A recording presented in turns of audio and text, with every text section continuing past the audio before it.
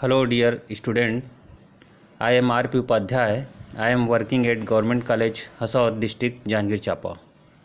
आज मैं बीएससी द्वितीय वर्ष के प्रथम प्रश्न पत्र के टॉपिक ऊष्मागतिकी के अंतर्गत कार्य एक मार्ग फलन है के डेरिवेशन के बारे में बताऊंगा. तो इसके पहले मैं बिंदु फलन और मार्ग फलन की अवधारणा को स्पष्ट कर देता हूं. तो जब कोई निकाय के एक अवस्था से दूसरी अवस्था में परिवर्तन होता है और किसी भौतिक राशि का मान केवल उन प्रारंभिक और अंतिम अवस्थाओं पर ही निर्भर करता है, तो हम उस भौतिक राशि को बोलते हैं कि वो बिंदु फलन है. लेकिन जब किसी निकाय की एक अवस्था से दूसरी अवस्था तक जाने में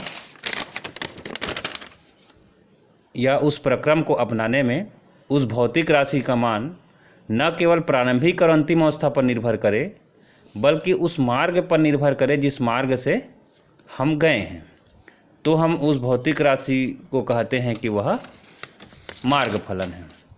जैसे कार्य मार्ग फलन है, मतलब हम यदि किसी प्रोसेस में निकाय द्वारा या निकाय पर किए गए कार्य का मान केवल निकाय के प्रारंभिक और अंतिम अवस्था पर निर्भर ना करें, बल्कि उस मार्ग पर निर्भर करे जिस मार्ग से वह कार्य संपन्न हुआ है, तो हम कहेंगे कि कार्य एक मार्ग फलन है.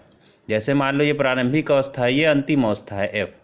अब आई से एफ तक जाने के लिए हम कई मार्ग अपना सकते हैं. इधर से जा सकते हैं, डायरेक्ट जा सकते हैं, इधर से जा सकते हैं, यार कहीं और घूम के जा सकते हैं.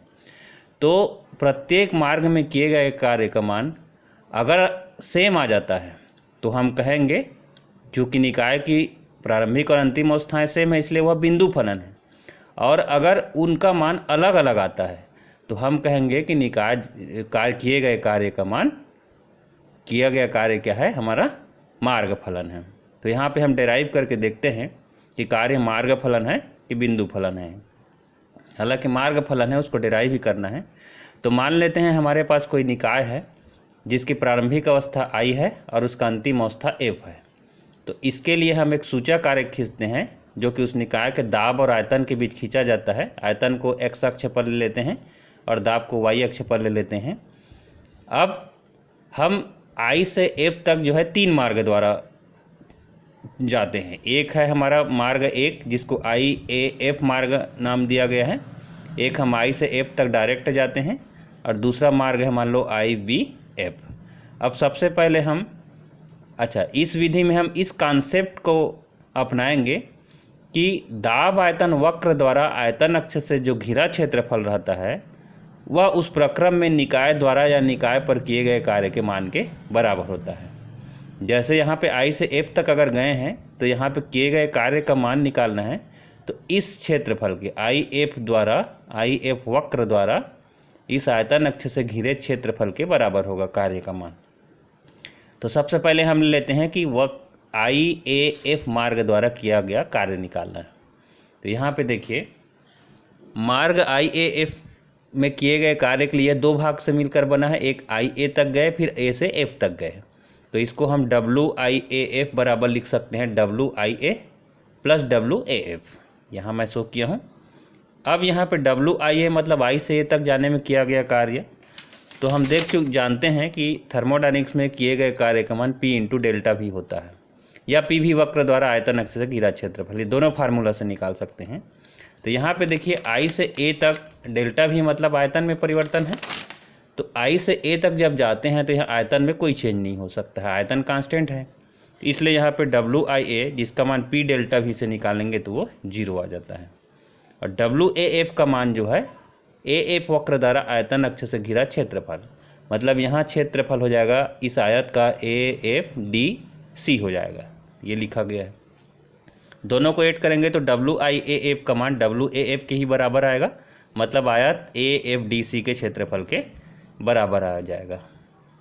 अब हम दूसरे मार्ग को लेते हैं और किए गए कार्य को निकालेंगे. तो I से यदि डायरेक्ट F मार्ग को अपनाता है निकाय, तो इस स्थिति में किए गए कार्य का मान क्या आएगा, इस IF वक्र द्वारा इस अक्ष से घिरा क्षेत्रफल मतलब दिस एरिया IFDC का एरिया आ जाएगा. तीसरे मार्ग को जब हम लेते हैं, कौन सा मार्ग बचा है हमारा IBF. तो WIBF अगर निकालते हैं मार्ग IBF द्वारा किया गया कार्य। तो यहाँ पे हम देखते हैं कि ये भी दो भाग से मिलकर बना है, एक IB और दूसरा BF। तो इसको हम लिख सकते हैं WIB प्लस WBF। अब IB मतलब क्या हो जाएगा, ये IB वक्र द्वारा आयतनक से घिरा क्षेत्रफल, दैट मीन्स ये वाला एरिया IBDC, इस आयत का क्षेत्रफल, प्लस BF, B से F। तो यहाँ पे डेल्टा W बराबर P डेल्टा V फार्मूला से, यहाँ भी आयतन में कोई परिवर्तन नहीं हो रहा है, ये इस भाग में आयतन में कोई परिवर्तन नहीं हो रहा है, तो डेल्टा V का मान 0 हो जाएगा, अर्थात WBF का मान क्या हो जाएगा, 0 हो जाएगा। मतलब WIBF का जो मान है वह केवल आयत IBDC के क्षेत्रफल के बराबर होगा, IBDC के क्षेत्रफल के बराबर। अब तीनों विवेचना को देखिए, मार्ग ये वाला मार्ग हो IAF, चाहे IF हो या IBF, तो तीनों के लिए देखिए जो क्षेत्रफल है, आयतनक से घिरा क्षेत्रफल, वो डिफरेंट आता है।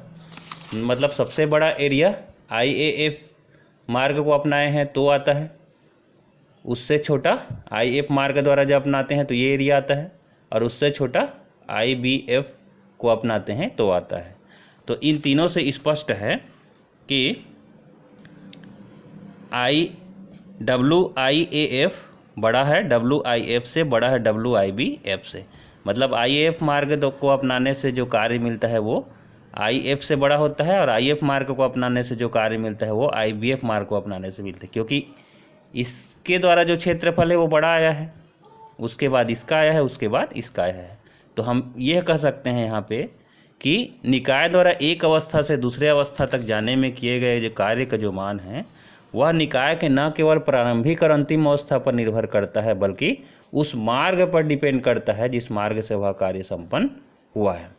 अगर यह मार्ग फलन नहीं रहता तो हम किसी भी मार्ग से जाते, तीनों का मान बराबर आता। अब यहाँ पे तीनों का मान बराबर नहीं आया है, मतलब यह मार्ग फलन है, बिंदु फलन नहीं है। इसी प्रकार से यदि एग्जाम में पूछता है कि सिद्ध कीजिए ऊर्जा एक मार्ग फलन है, तो हम प्रूफ तो यही करेंगे, लेकिन लास्ट में ये बताना पड़ेगा, चूँकि ऊर्जा कार्य करने की क्षमता ही होती है और कार्य मार्ग फलन है, इसलिए ऊर्जा भी मार्ग फलन होता है। Thank you.